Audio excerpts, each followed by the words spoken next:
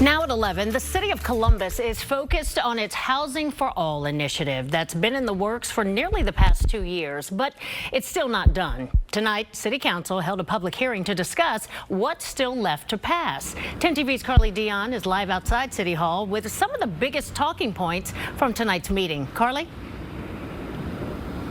Yolanda, as council members work to finish their Housing for All initiative, tonight they continue to discuss ways in which there can be more accountability when it comes to rental property owners and landlords.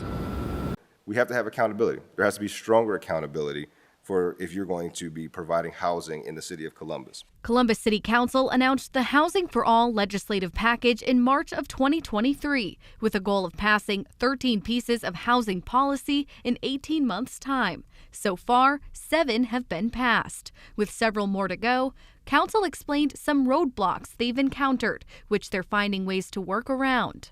My office has opted to shift our efforts in another policy that will allow us to achieve some of the same goals. Councilmember Nick Bankston is referring to their efforts to create a rental registry in the city, which would be a resource allowing tenants and regulators to contact owners of rental properties when issues arise. It would also establish a sustainable revenue stream to support rent-based initiatives like affordable housing.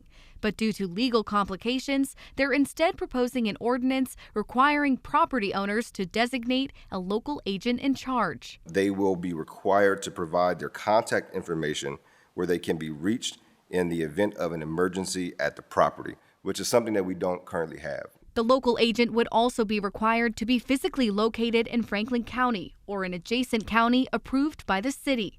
Bankston says the hope is to crack down on the predatory bad actors.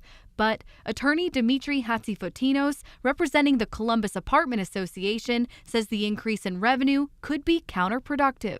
If you do a rental registry and you charge per unit on a rental registry, you are going to increase the cost to live for a tenant.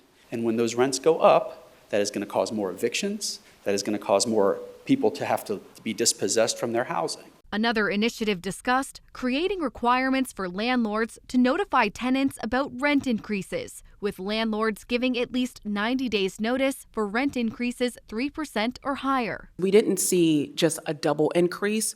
We saw triple and sometimes quadruple the rent increase in our community. I don't know very many people that can navigate that. Now, they're also working on legislation to provide counsel in eviction court, as well as regulations for housing wholesalers, items they say they're hoping to vote on by the end of this year. Live in downtown Columbus, Carly Dion, 10 TV News.